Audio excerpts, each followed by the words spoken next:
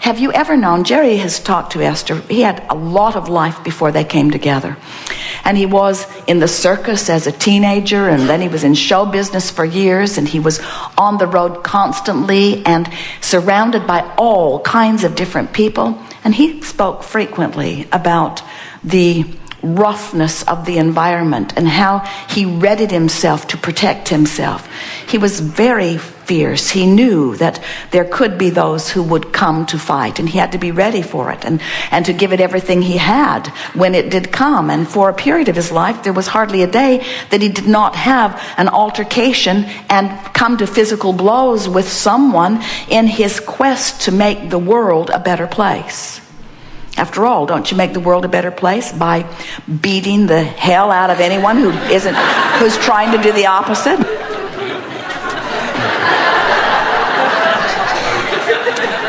So we want you to focus just for a moment on, and maybe you've had the same experience, where you actually come to this place of this physical action or altercation. And haven't you noticed that when things really come to blows like that, when there's action, physical action involved, that it's going to get way, way, way, way worse before it gets better? And what we're suggesting is, in your mind, just make a mental decision that rather than moving into that fist fight or that nuclear war or whatever it is, just draw back from the action of it. Just draw back from the action of it and just stay with us for a moment. Feel the diffusion of it. In other words, can't you feel the diffusion of the battle when even one pulls back? So now, that's a diffusion of resistance, which is the beginning of allowance. There's resisting who you are and allowing who you are. So now, continue with your verbal dialogue. And haven't you noticed, have you ever been in a discussion with someone with whom you disagreed? Have you ever been able to talk them out of their position? Doesn't it just get bigger and bigger and bigger and bigger? The surer you are, the surer they are, and the surer they are, the surer you are. Now, there's a universal law behind that, because whenever you know what you don't want, you know more clearly what you do want. In other words, it's parlaying up bigger and bigger and bigger and bigger.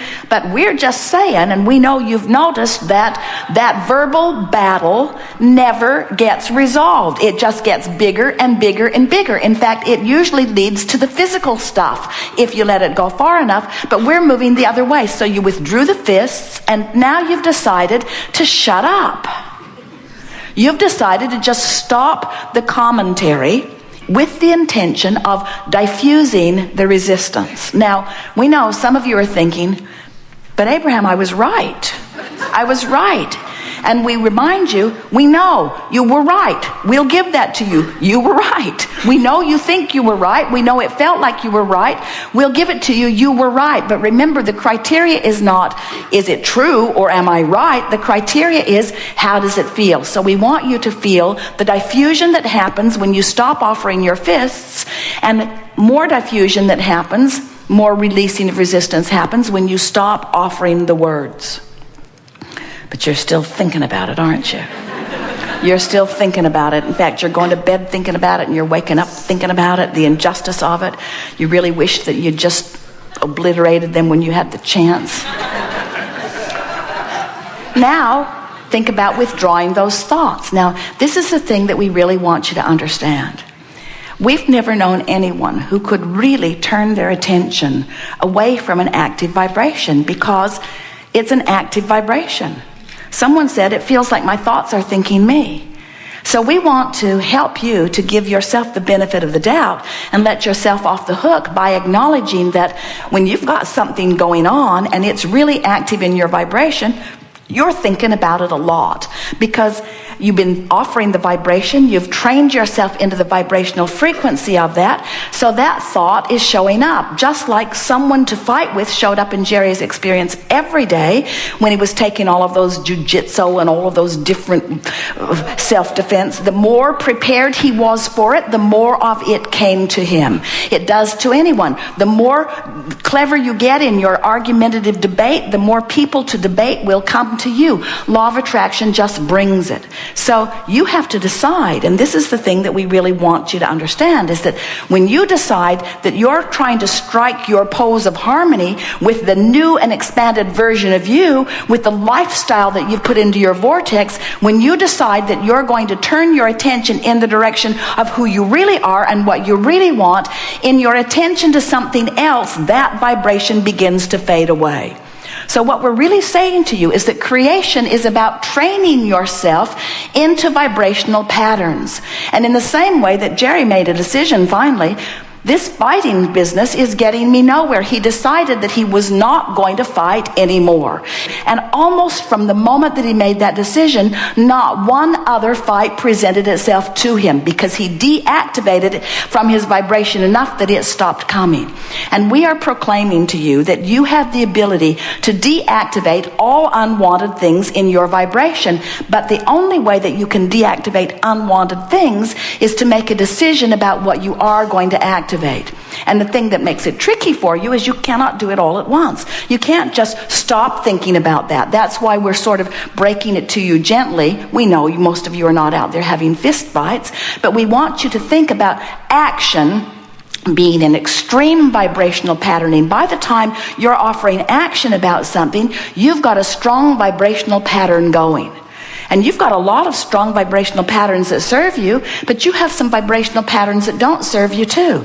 So cease the action as quickly as you can. Cease the commentary as quickly as you can. Do you know, if you would just make a decision to stop talking about those things that bother you. I'm going to stop talking about those things that bother me. I'm going to stop talking about those things that bother me. You would catch yourself more often when you're talking about those things that bother you. And eventually, by choosing the other side of it, years ago, we offered the idea of pivoting. When you know what you don't want, you know what you do want. So in the middle of talking about what you don't want, if you would stop and say, what I do want is, and wouldn't it be nice if, you could, in a very short period of time, we're talking about a matter of hours really, a couple of days at most, you could change the vibrational patterning of any subject that has been bothering you, and law of attraction will no longer bring you the cooperative components that are annoying you, and will begin to deliver to you the cooperative components that are pleasing to you. You live in a universe that is based upon vibration, and you are a veritable vibrational emitter. And you can control what you're emitting just like you can control what you do with your behavior. But it takes practice to do it. So, we've begun talking about this vortex because we want you to understand that there are 3 steps to the creative process. Step 1 is ask, and you can't help but do that. Contrast causes you to ask all day, every day. Know what you don't want, you're asking for what you do want. Step 2 is source becomes the vibrational equivalent of what you're asking for. That's this vortex that we're talking about. Source stands in this vortex, emitting the signal of what you have become. And law of attraction gathers all cooperative components to that vibrational place. Now, sometimes you say, well, the vibrational place isn't all that exciting to me because I can't spend it. I can't see it even. I can't hear it. I can't smell it. I can't taste it. I can't touch it. I'm not that excited about this vibrational vortex thing, whatever it is. And we say, but you must be excited about it because you have to understand that everything that you know that has manifested in your physical world was a vibrational frequency first and was in a vortex vibrationally before the components were gathered enough that it could be translated through your vision, through your auditory, through your sensory perception. In other words, everything that you see in this physical time-space reality is a vibrational interpretation of something that was in a vortex, just like this vortex that we're talking about. It is a precursor to everything. It's big, and it is reality. Step 3 is you got to find a way into the vortex. You've got to let yourself be vibrationally up to speed. So we want to make this real to you. We want you to understand that once life has caused you to put something into this vortex, that this is reality. In fact, it is so much reality that we want to proclaim to you in a way that you will always remember us shouting this to you lovingly. This is present tense. This vortex is who you are. That's why when you don't let yourself be up to speed with it, you feel the drag that is what is resistance, that is what is negative emotion. When you feel bad, it's because you're not up to speed with the present vibration of who you are. Which means, now hear this, this means that everything that is manifested so far is old news. It's old news. That's why you get bored so fast, and you know you do. You know you do. As quickly as a manifestation comes, you're off to the next one. And we want you to understand that this vortex of creation is where it's at, because it is where the vibrational version of you is. It's who you have become. And if you're not up to speed with it, even a little bit not up to speed with it, you're going to feel the diminishment of not being up to speed with it. So if you're really not up to speed with it, you feel despair. You feel powerless. If you're less not up to speed with it, how's that for a tricky way of saying it? As you're closer to the vortex, feeling some anger, you're offering less resistance, more allowance. If you're overwhelmed, you're offering less resistance than you were, but still a pretty good wad of resistance. Frustration, pretty good wad of resistance. If you're feeling hopeful, there's not much resistance in your vibration at all. And when you feel hopeful on a pretty regular basis, the vortex will take you in, because you're close enough to cooperative that in you go. And once you're in the vortex, once you are in there, now you will have the full view of in the vortex. Now you'll be aware of things. Things will begin occurring to you. In other words, that hope turns to belief very, very quickly as you are in the vortex, and that belief turns to knowing very, very quickly once you're in the vortex, till you reach the place where you understand that you are creator, and that there is nothing that you cannot be or do or have. And that everything that is occurring in your experience is by your choice and by your choice alone. And so we are just suggesting that if you will make the way you feel a high, high, high, in fact the highest, in fact the singular priority, how I feel, nothing is more important than that I feel good, because nothing is more important than that I be in the vortex, because nothing is more important than that I be a cooperative component to who I have become, because when I'm not a cooperative component to who I have become, I'm not who I have become. In other words, doesn't that make perfect sense to you? You are creators. You didn't come to fix a broken world. It isn't broken. You came to explore it and to expand it. You came as eternal consciousness. So we want you to understand that as source energy,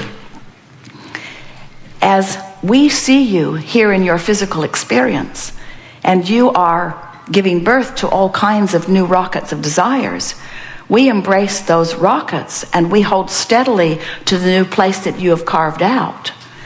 We have access to the benefit that you provide, and then we stand as that steady signal so that you can find your way into alignment with it. Sometimes people say, so you're using us, eh? We're here doing all of this sifting and sorting.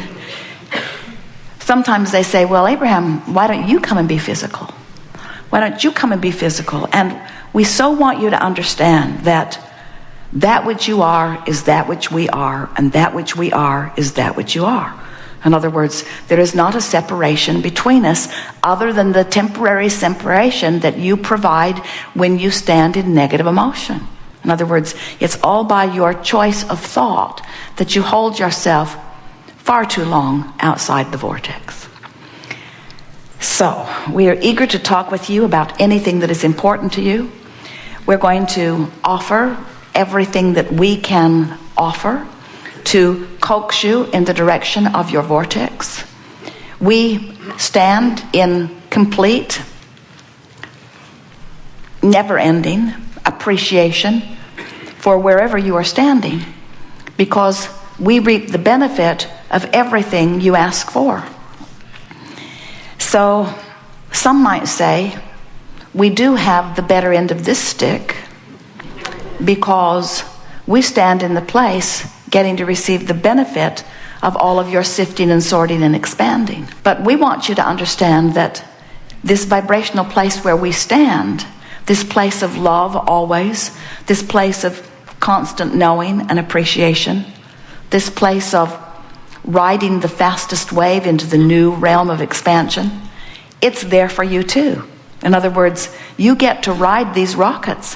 When you feel elation, when you feel shivers running through you, what you're actually feeling is what we're feeling.